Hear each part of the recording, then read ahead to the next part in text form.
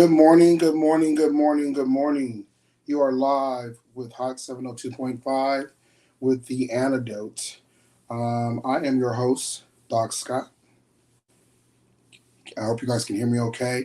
I'm a little under the weather today, so I'm going to try to speak up as much as possible. My allergies are getting the best of me. I am broadcasting remotely from Tempe, Arizona, from the campus of ASU. So I want to get right into it.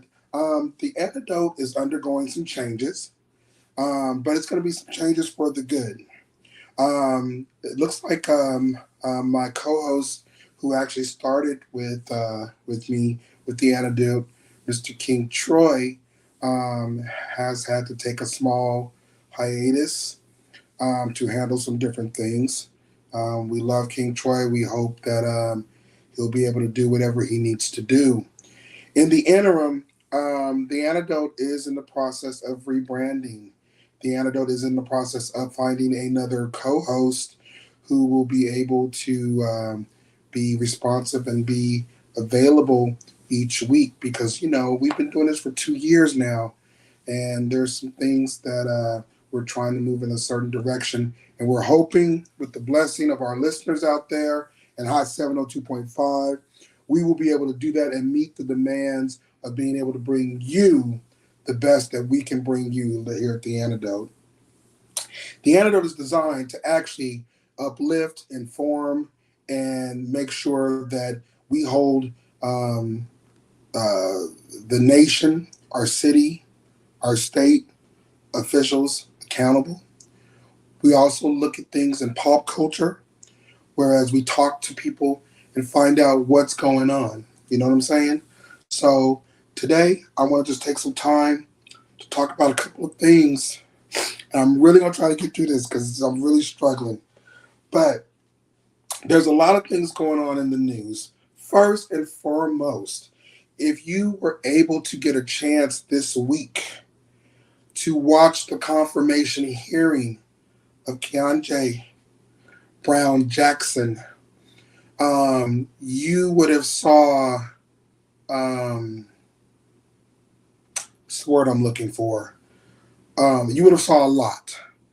Um, you know, I was just happy to see an African American middle aged woman be allotted the opportunity to be appointed and confirmed as the first African American Supreme Court justice. It's a long time coming. We've had so many firsts in this presidency, um, you know, and it is the year for, I would say, for the black woman. The black woman has come such a long way with, being vice president, that glass ceiling being shattered for vice president. We still have yet to shatter the one for president, but I'm pretty sure we will do it eventually. We also have had the opportunity now to have appointed a woman of color, African American descent, as a justice, because we know now we have more women on the Supreme Court than we do men. And what that tells us is that even though fundamentally things are not changing, we do know that the people in America do want change. And when that change occurs, there are certain things that are expected. A lot of people have said that Joe Biden, he's catering to black folks, um, with, selecting Kamala Harris and now selecting, you know, a black woman to replace a white justice, male justice on the Supreme Court. I would have to honestly say Brother Joe got it right. Brother Joe got it right because Brother Joe has not forgot that it was the African American community who put him in place. It was the African American woman, because those are the ones who go out and vote. The African American woman is who actually goes out and vote. The African American woman put him in place. We put you in place to make changes. We put you in place to make our mark in society. And we are finally doing that. So shout out to the Biden and the Harris administration. Shout out to Ms. Brown Jackson on being confirmed to be our next Supreme Court justice. I cannot wait to see you take that oath because now we have someone on the Supreme Court that when the Roe versus Wade comes up, they look at repealing Roe versus Wade. We have a black woman that is now on there who will be able to intelligently speak to the situation where it pertains to women's rights and African American, or excuse me, women of color's rights.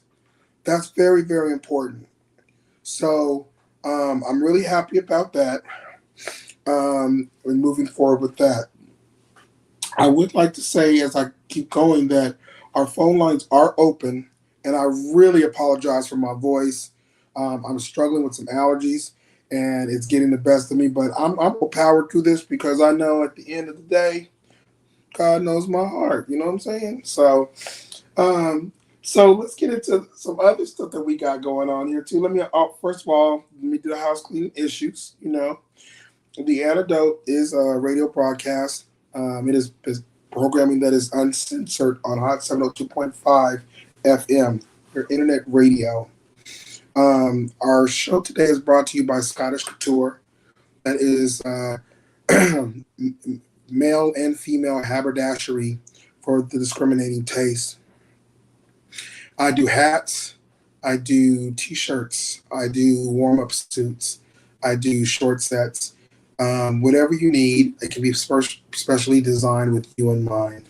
So if you are interested in checking us out, you can look us up on Instagram at Scottish Couture. That's SCOTTISH Couture, COUTURELV for Las Vegas on Instagram, and you can see all our latest designs. Also, if you do follow, you'll be able to get in the loop for special discounting prices and also text messages when those sales do come out. I'm getting ready to do a huge sale on some existing inventory, so make sure that you come and get some of those classics like the Doc Teddy tee, the Northtown's Greatest, and of course the original West Side Story, and also the new and most hottest release is the Trust No One Ghost Tee. So, Kanye West, or I'm sorry, Ye. What the hell is going on? I'm really starting to believe now that anyone who actually gets in a relationship with a Kardashian ends up having a hard way to go. Their lives end up being ruined. I'm not quite sure what's going on with Kanye. I'm not going to trash the brother. The reason why I'm not going to trash him, because obviously he needs some help. And one of the things that we got to start remembering doing is when we find people that need help, we need to meet them where they are and support them. Now, I'm not saying support no bullshit. What I am saying is that obviously the boy has some mental issues going on. It didn't just happen. It's been that way for some time. The only way that we can actually be able to deal with Ye and understand what's going on with Ye is to somehow tap into his mindset. Okay? Right now, Ye is not going to hear anybody. Right now, you have to let this run its course. It's my understanding he's lost his Instagram and may be losing some of his other social medias because of some threats and different things that he's made and some things that he said. This is nothing new. Kanye has always been a loose cannon. It got even worse after the things that happened, with his mother. So I'm going to ask for everybody, instead of dogging the brother, to hold him up in prayer. Because you know what? It's not a question of if, it's when you have a mental lapse and a mental breakdown. What are you going to do? Who's going to be there for you? Who are you going to want to have your back? You know what I'm saying? It happens to the best of us. I've been there. I've been there where I've been in a very, very dark status at some time. But I knew in order for me to come out of that, I needed to face my fears and do what I needed to do. Kanye needs to face his fears, and he needs to deal with the grief and the loss of his mother. After he deals with the grief and the loss of his mother and he finds acceptance in it, which it may take some time for him to find acceptance in it, but after he finds acceptance, he will stop cleaving to those individuals that he's seeking to get attention from. Because that's exactly what he's doing. He's attention seeking. And there are people out there who are catering to him because he is attention seeking. But you need to know the difference between attention seeking when someone is sick and attention seeking when somebody is just doing it to get attention. He's sick. Okay, and I need you guys to understand that. So don't dog him. If you can't do something to help the process alone, offer a suggestion or something like that, don't dog the brother. We get so removed sometimes because we think just because these people are celebrities and they got a whole bunch of money that they should act different and be different. Why the fuck do we believe that? They're still human. They're still individuals. You know, I mean, I would never ever want anybody to put me up on a pedestal and then I fail and then you want to trash me because I failed. Well, I didn't tell you I was perfect. You wanted to say I was perfect. I'm sorry I disappointed you, but guess what? The mere fact that I disappointed you, that ain't my problem. That's your problem. You got to deal with that. You know what I'm saying? I don't feel no way, one way or another towards Kanye because I understand where he's at. I understand where he's at. The problem is, people say, well, he's doing it for publicity. He's trying to make money and this and that. Yeah, I'm pretty sure that comes along with the territory. You know what I'm saying? Because if it didn't, his publicist would have been spoke out about it. But you mean to tell me can't nobody rein him in? Nobody? It's kind of suspect there. You have to think about it. Maybe they doing it for clout. Maybe they doing it. He's gonna drop something else or whatever. I don't know. I honestly don't know. But I'm just saying, give the brother some leeway. He ain't the first brother that's to fell off the deep end. He ain't gonna be the last one. Certainly not gonna be the last one. So, wanted to touch on that. The other thing is we have this. I think we're into the 7th week of war in Ukraine, and it's kind of unnerving because it's mass genocide happening over in Ukraine at the hands of Vladimir Putin. No one has said anything. No one has done anything. How long is this going to continue? How long are we going to be looking at them blowing up schools, churches, shopping malls, college dorm rooms on the campuses of the universities that are there in Ukraine? You have a whole bunch of innocent people who generationally don't know anything about what's going on, and they're being subjected to having to run for cover and flee a country that they've always known to be their own. That's like, somebody saying they're coming to America and blowing America up and start blowing shit up in America for no reason because they want to do a hostile takeover of land. I thought we were past these types of wars. Apparently we're not. But I just want to ask a question. Does the United States have what it takes to end this war? Even though it's not our war to fight, we're still aiding and abetting because we're making a shitload of money off of selling arms and different utility vehicles and stuff for the war to Ukraine. Then when it's overtaken by the Russians, it's left there. The Ukrainians disable it, but you have $300,000 and $400,000 pieces of equipment that they disable and leave there to be blown up. That's a waste.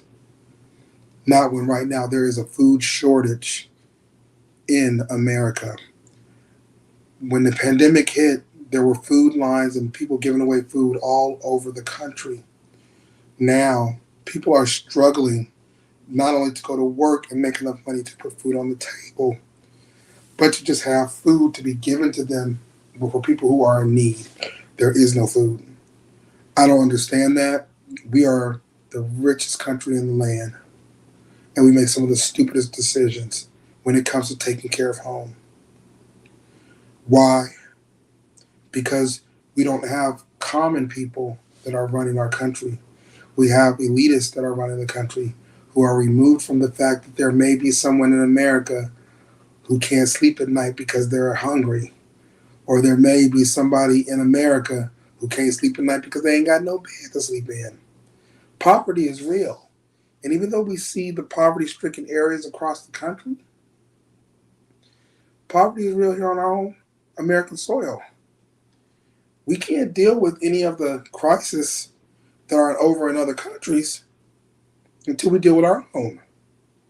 When we start to deal with our own, there you will see the transformation on how people treat one another. And the reason why I say that is because now that everything is in limited supplies, think about it. Just think about when you step outside your door, whether you're driving down to the corner store, to the 7-Eleven or whatever, you're going to encounter somebody. And more than likely, you're going to encounter somebody who's not exactly having the best day. Now, here, you're going to say, well, if they not have a good day, that's their motherfucking problem. Well, no, because it can actually become your problem. The reason it becomes your problem because they're still within the original and landscape of the general population of America. So when you step outside your door, you're being exposed to the elements of everything that everybody is going through, including what you're going through yourself. And what you're asking is you asking to deal with some demons of people out there who maybe ain't making enough money to bring enough money home to put food on the table, who maybe can't make a payment on their car payment or pay a phone bill or pay their insurance or whatever. People end up carrying this stuff with them and they carry it around with them. Okay? That can be very painful, especially if you've come from a family where you were born with a silver spoon in your mouth and the pandemic hit, and all of a sudden it's forced you into a category of poverty. Poverty like you've never seen before. And because you have so much fucking pride, you don't want nobody to see you struggling. Guess what? Everybody is struggling in some shape, form, or fashion. You show me a millionaire, I'm gonna show you where they're struggling at. Because when one person struggles, the other person struggles too. Because when the money is funny, it's funny for everybody. Because they're not making the money they used to make no more either. Because people aren't giving the way they used to. So it has a trickle down effect. But what I'm saying is, what you got to do is, you got to watch what we say to people. Because people are carrying around a whole lot of hurt and a whole lot of baggage. We know hurt people hurt other people. So if you could imagine, your life is so fucked up right now, then somebody crosses your path who furthermore wants to fuck up your life and make your life miserable. And then they looking at you crazy because you flashed on their ass. Well, I flashed on you because you entered dangerous territory. You know what I'm saying? Trust me, I'm an individual that has dealt with lots of adversity. And I'm going to say this and I'm going to be done. It's not the circumstance in which you're in that has you stuck. What has you stuck is your ability not to look at the situation and the circumstance, learn the lesson from it, and move on beyond it. Let me tell you something.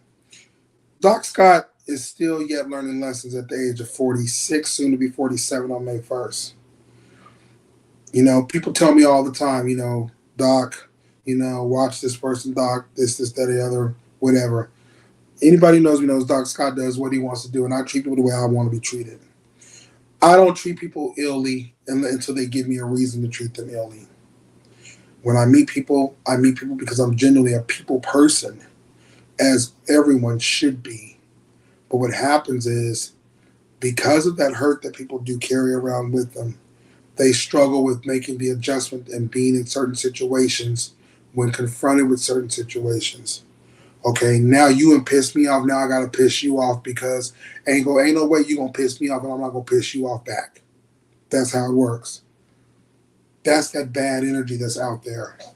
So the antidote is designed to actually be able to, get on here and talk to people about the different issues that they're having, to give maybe some words of encouragement and some nuggets to kind of help move you on to your next stage of your life. Everybody has a struggle. I don't care what it is. Some people struggle with addictions. Some people struggle with afflictions. Okay? Some people just struggle because that's what they've done all their life. They don't know nothing but to do but to struggle. But those people right there are the ones that I'm looking to reach, because those are the people who we need to get out of a rut. Those are the people who we need to be able to show that there is so much more to life than living in an oppressed mindset. When you learn that you don't have to live in an oppressed mindset, you will then come out of darkness and into the light to where you will be able to see the fruits of your labor. And when you've labored as long as some people have labored, it really, really touches your heart. That's a perfect segue into my next topic. Last week, we lost a pioneer in our Las Vegas community. Some of you are too young to remember who she is. Some of you are too old to want to remember who she is. But there was a lady who came to Las Vegas and raised her children, two children, a woman and a man. She raised them alone by herself. She went through a lot of struggles raising those children in and out of the Clark County School District. Marzette Lewis was the creator of Wake Up. Wake Up was designed to confront the Clark County School District on the many, many injustices that were occurring within the Black community. A lot of you don't remember, but the Black community used to be bussed out of the Black community and bussed into white neighborhoods. And only 1 year of a white student's school years had to be bussed.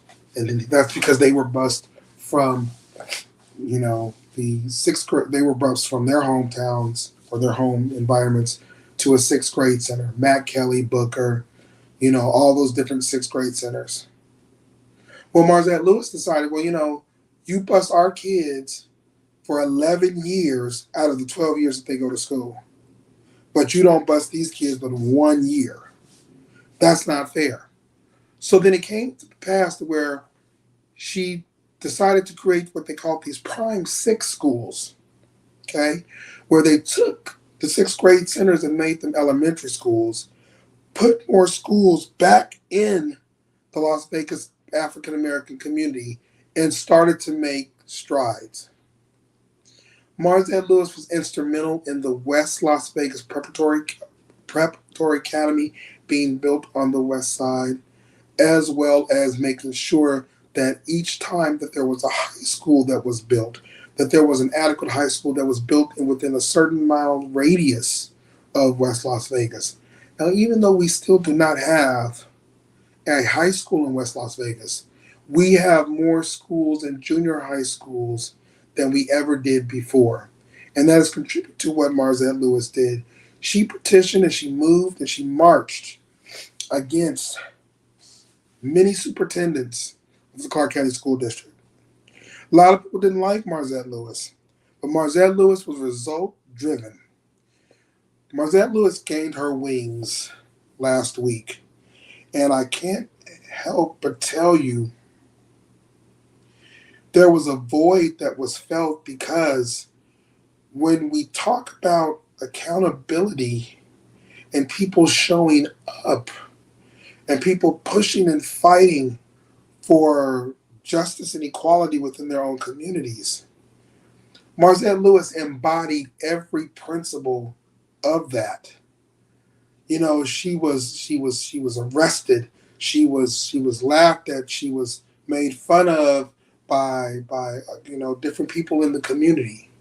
But at the end of the day, she was able to stand firm and tall and institute change.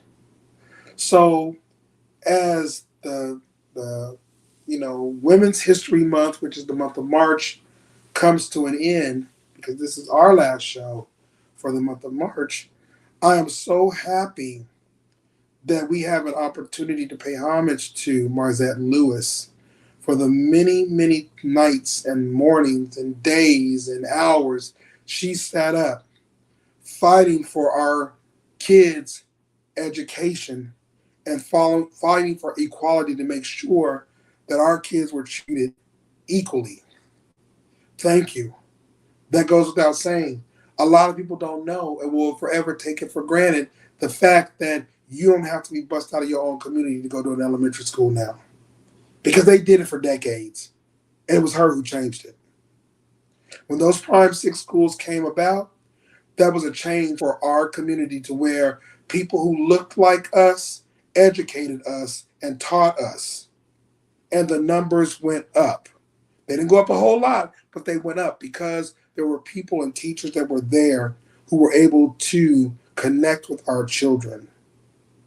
That's what it's all about. When I talk about giving our kids something different opposed to what they've been accustomed to looking at, that's what I'm talking about.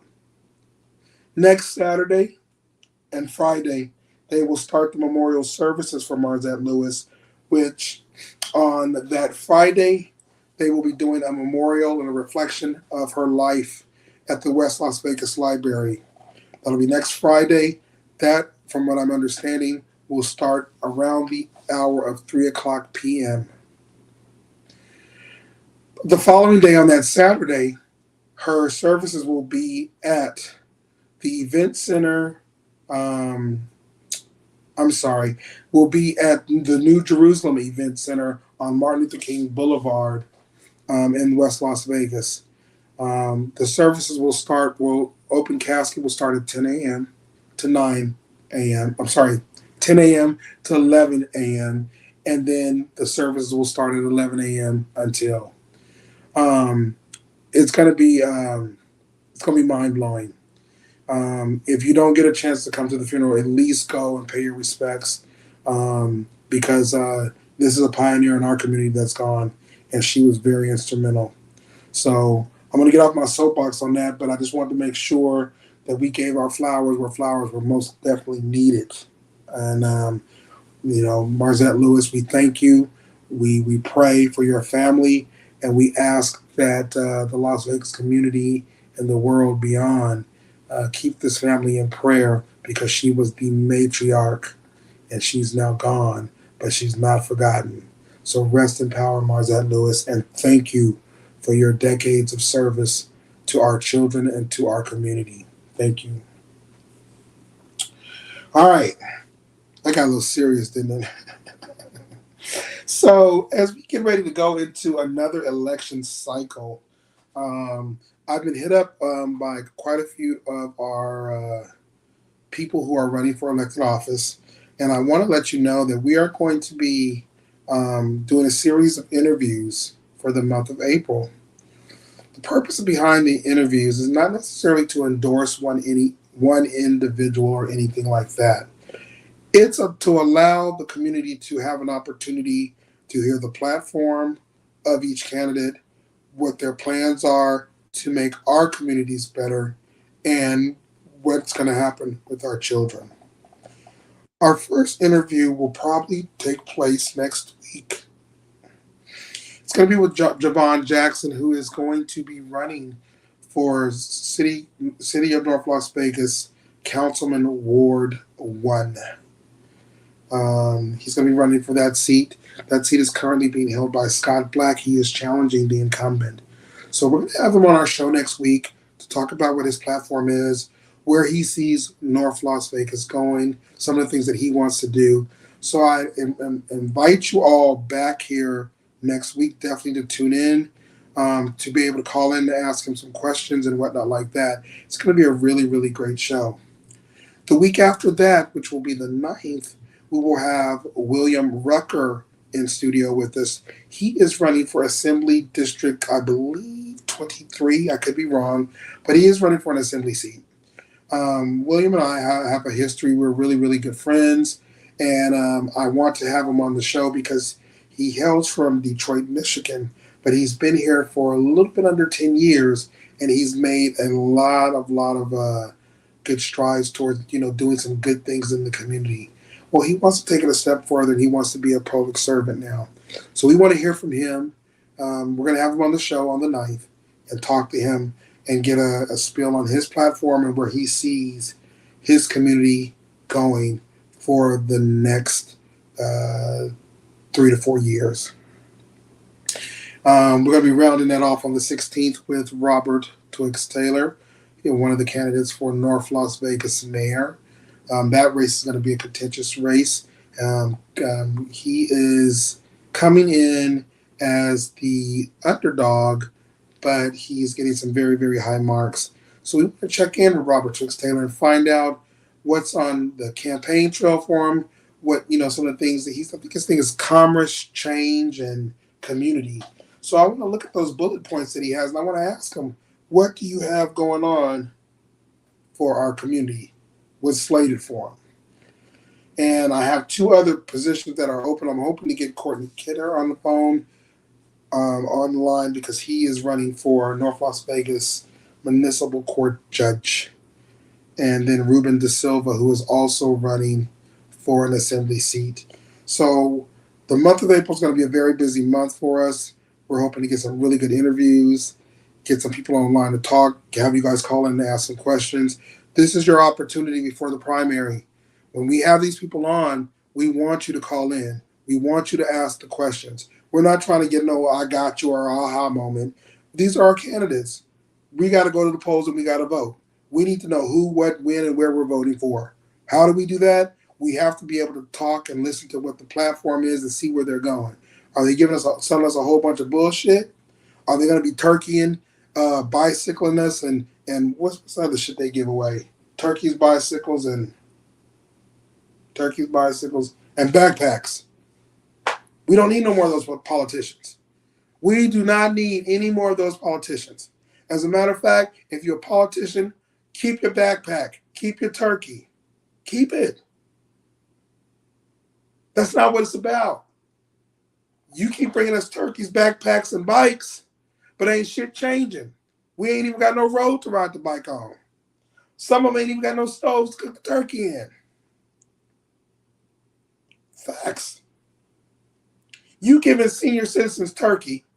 Most of the senior citizens ain't even got no teeth, or they live in senior housing and they don't even have stoves because they can't have stoves. But you're giving them a turkey. That's a waste. That's a waste. So we want to know what the platform is. Don't be coming here, pandering to our community and then hoping that you're going to get the black vote. In most cases, you probably is going to get the black vote. But at least come with some substance. We want to know what those platforms are. Call in, talk to these candidates, get all up into their shit. Find out, why are you even running for office? Why? Why now? Find out. Those are very valid questions. You know what I'm saying? And once you guys start doing that, you will see where there's going to be a level of accountability that is going to be held. Okay? And you guys deserve better, and you know you deserve better. And when we know better, we do better. So the month of April is going to be off the hook. We're going to have these interviews with these elected officials. We're going to be able to ask them some questions and hopefully be able to move our community in the right direction. Okay? Next on my list, there's a couple of other things that we have going on in the community. We will be having, looks like a health fair and also a farmer's market next week over at the Kianji Park over by Doolittle. This is a venture that I worked on with a couple of other nonprofits. We have not had a farmer's market in our community. And a lot of people say, well, what is a farmer's market? And the farmer's market is where you have local vendors, um, local farmers, vendors, and other things that do things locally here convene, and they have basically a pop up where you can go buy fresh produce and veggies, different things like that. Or you can find a lot of specialty, organic home remedies, different things like that. Well, we decided that we wanted the West Las Vegas community to be exposed to having a farmer's market. So what I did was I went around and I spoke to a couple of local businesses and I asked them, who are your vendors? Where are you getting your food from? Are you aware that we have a community garden? Are you aware that our community garden gives food away? The reason why it's important that we do this is because we have a lot of businesses here who cannot afford to have a food distributor. But we have local businesses here also in community gardens that grow food that would be more than happy to give it to people to be able to prepare, especially when you're doing charity work. My thing is we got to work smarter and not harder. Just because you got something going on over here and this person got something going on over there. That does not mean that y'all can't work together. It is something called a collaborative effort. And with the collaborative effort, when everybody brings a little bit something to the table, the burden is not on one individual or one individual organization. What it does is it creates a community, it creates a network. So then we know if we're doing X, Y, and Z, that's not my specialty, but guess what? This person over here, that's what their specialty is. So we want to push, you know, our local farmers, community gardeners, developers who do like our oils and different things. You got a lot of black estheticians now that are creating products, good products for our skin. I'm not talking about stuff. This is stuff you can't go to Sally's and get. Stuff you can't go in Walmart and get. Okay, we need to make sure that we're patronizing these individuals. Now, here's the deal: nothing burns my ass more than say I try to support black businesses, but no. Either you're gonna support them or you're not. Support means if you're supporting the business, you're supporting them with the good and bad and everything else. And let me explain myself with that. Nobody is perfect. Anybody who's been in business know you're gonna fuck up at some point in time. But what I don't get is when we fuck up, and we fuck up with our people, we want to go for the juggler. Now we got to go on Facebook. We got to post how nasty your bathroom was or your food was, this, that, and the other. But you was right there, and you didn't say shit to the owner while you was there. But now you want to get on Facebook and you want to blast them. That's not helping the situation. That's a crab mentality because you have just proved that you don't want that black business to make it. I guarantee you, if you took the approach of, you know what, I'm going to go talk to this owner and I'm going to be very upfront, but I'm going to be very kind about what I say because I want them to stay in our community. What y'all don't understand is y'all talk about all these black businesses that come to the community, they don't stay because we don't patronize them. And then even if we do, I'm going to tell y'all something in case y'all didn't know it. Black people are very hard to serve. Now, I'm pretty sure my Icari's probably going to, slap my ass for saying that shit. But we are very hard to serve. It's just a known fact. But if we don't change the way that we do business as far as accepting our black businesses and helping them when things are not right by telling them and having an open, honest, candid discussion with them to where it's not confrontational, then we will still have black businesses that will come to our community and stay for 2 or 3 months and then pack up all their shit and leave and have a bitter taste in their mouth because black didn't support black. And it's really, really simple. You go up and down Spring Mountain Boulevard. Now, some people say it's an oversaturation. They call it Chinatown. But all Vietnamese, Chinese, Portuguese, Japanese, all of them, all the Nieces is over there on Spring Mountain. They not fighting with each other. You can go over there and you can probably get Peking duck probably 50 different ways from 50 different restaurants. And guess what? If you don't like it, guess what? You got another 49 you can go to and try 49 other ones. But you will never find where the Asians are kicking each other down. I bet you one of them motherfuckers needed a cup of rice. They can go next door and get a cup of rice from that business owner, and it would be no problem. But we ain't doing that. That's the problem. But it's our community that's becoming gentrified. We got to change our mindset. We have to be able to accept that everything is not always going to be perfect. But that doesn't mean that we don't strive for perfection. That doesn't mean that we don't change what we do to meet the need of our community. When we started meeting the need of our community and we started chiming in on those things that are important to our community, it gives us staying power to stay right where we are and to create for our own and be our own. That's black owned, black operated, and black patronized. It's a reality. It can happen. If y'all ain't never heard of Black Wall Street, go look it up. Go look it up. It's real. thriving community. African American people were thriving, but they allowed somebody else to come in and dictate to them what was going to be acceptable and not going to be acceptable. And it only takes one nigga to show his ass. One nigga to show his ass and go against the grade, then everybody else want to go against it because they think the grass is green on the other side. When you get on that other side and you find out that that grass ain't even took root and it's only green on the surface, then you want to whine and say, "Well, I didn't know." Yes, you did know. You were blind. You decided to go another direction, and that's why you didn't catch the lesson.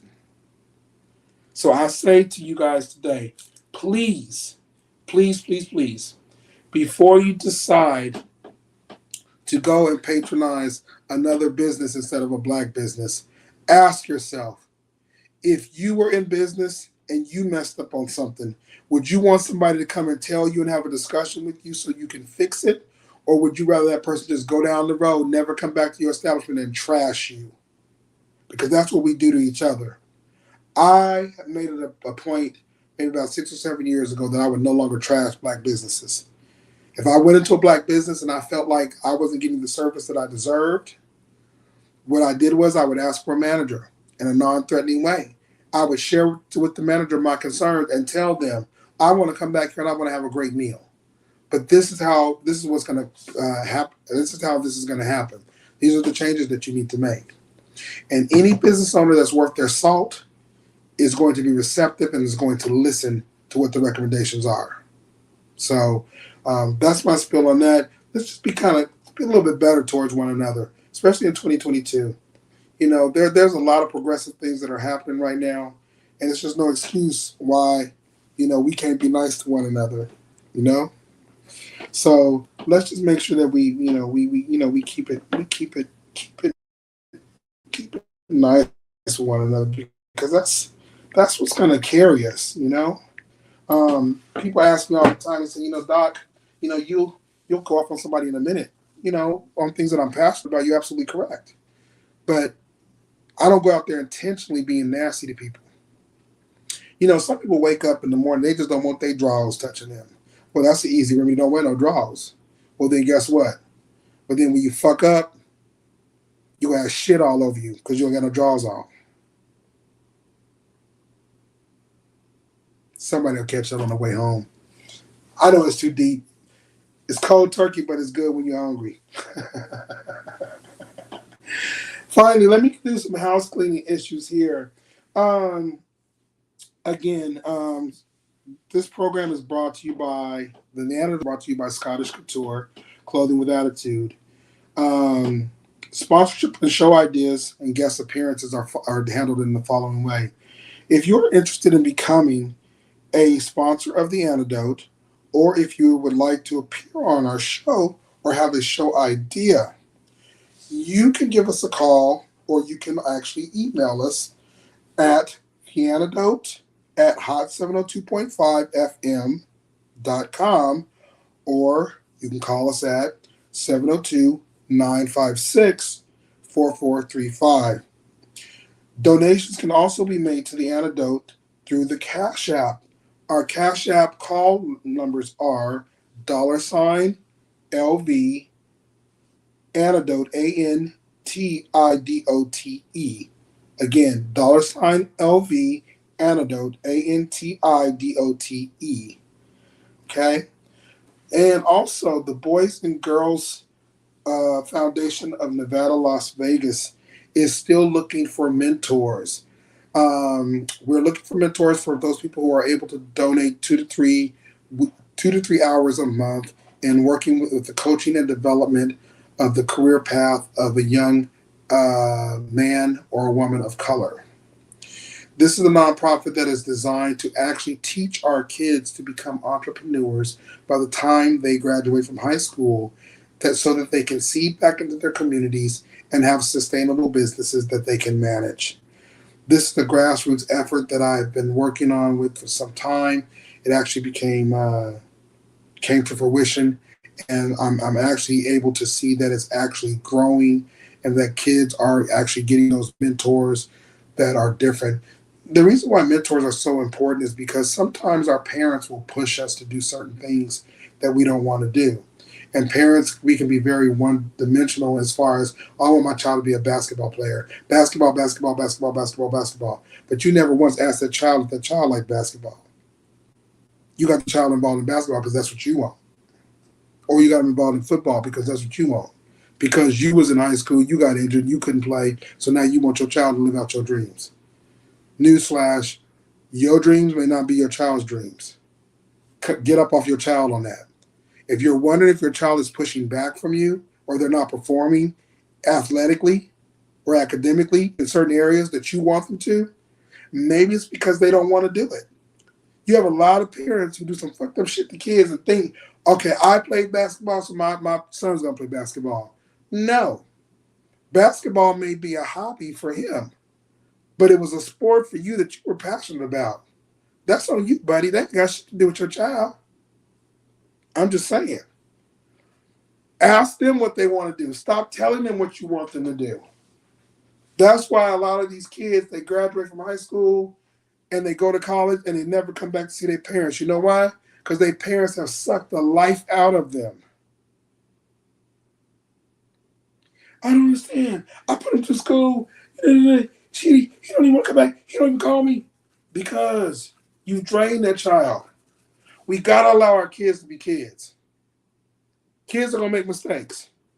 When they make mistakes, tap that ass. But then pick them back up, dust them off, and say, okay, you made a mistake. Now, here's the lesson in the mistake. So you don't do it again. This is what we're going to do so this doesn't happen again. Okay? We have to be able to do that with our kids. So, Boys and Girls of Southern Nevada, like I said, it is a nonprofit. We are still accepting children. We have actually 18 spots left for new children. It does not cost anything. We will match your child up with a mentor. We will find out what it is that your child wants to do in life. It could be rapping. It could be basketball. It could be football. It could be painting. It could be singing. It could be anything. Or it could be just want to go to school and, get a couple degrees. Fine. We'll put your child in connection with those individuals because we know it takes a village. A lot of times, us as parents, we work all day. We get home. We don't even have the energy to sit and do homework with our children.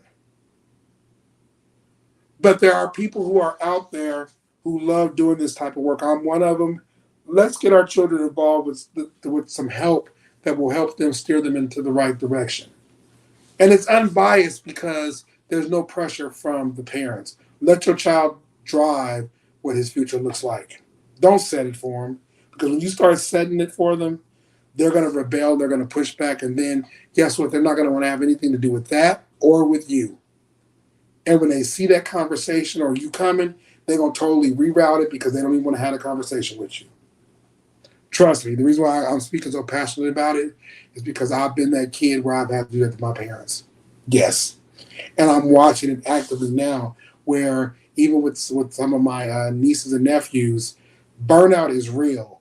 But we as parents have to realize when burnout is occurring. Let me tell you something. People don't just quit on a job. They quit on a job way before they get fired. If I'm not interested in what you got going on, it's going to show in my actions.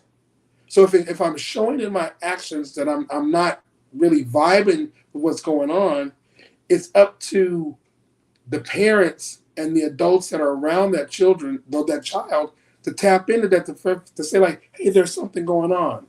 Let me tell you, one of the biggest things that they should have never got rid of, that y'all ain't heard about in a long time, is the goddamn PTA, Parent Teachers Association. That was very, very big back in the day. A lot of black people didn't participate in it. It was whitewashed. But there was a brilliant idea, but it never went any further. Why? Because the parents looked at things one way, the teachers looked at things another way. But they never asked the child what the child wanted. Educators, they assume what a child needs to know and what a child wants to do. Parents, they tell them what they need to know and what they should do. But nobody, if you never ask the child that's in the middle, you got this person over here, you got this person over here, and you got the child in the middle, but nobody's asking the child. That's confusing. Hence why a lot of children they shut down, they can be actual straight A students, but be introverts and be having some serious fucking problems. You think your child is all right and perfect. Your child probably killed your ass 4 or 5 times in his sleep and you don't even know it. Because you never asked. What's going on? How you doing? How you feeling? What's on your mind? Those are important questions. Those are important questions that you should be asking your children. Those are important questions that you'll be asking your spouse. Anybody that's in your orbit. Check in with them. Check in on your strong ones. Because if you don't do that, it kind of leaves them out there and leaves them vulnerable to the elements of the world. And when the elements of the world start consuming individuals, and it kills you slowly, and it's a slow death that actually creates and it starts to kill you. So, if you are interested in your child being involved with Boys and Girls of Southern Nevada, you can also call 702-956-4435. The weekly antidote is this. Let people call you what they want. What they want. Your job is just to be more anointed than what they call you. You got that? So in other words, whatever they say, let them say it. But we are not our circumstances. No one can define who you are but you. And once you accept that, there is nothing that anyone could say or do to you that can hurt you. Position yourselves for greatness. And when I say position yourselves for greatness, put yourselves in a situation to where you celebrate yourself for your milestones and your accomplishments. Because if you don't celebrate yourself for your milestones and accomplishments, nobody else will. All the world's a stage. When it's time to celebrate, it's time to celebrate. But when it's time to do the work, it's time to do the work. So in closing, I would like to say, let people call you whatever they want to call you. Your job is only to just be more anointed than what they call you. Okay? As always, you have been tuned in with The Antidote.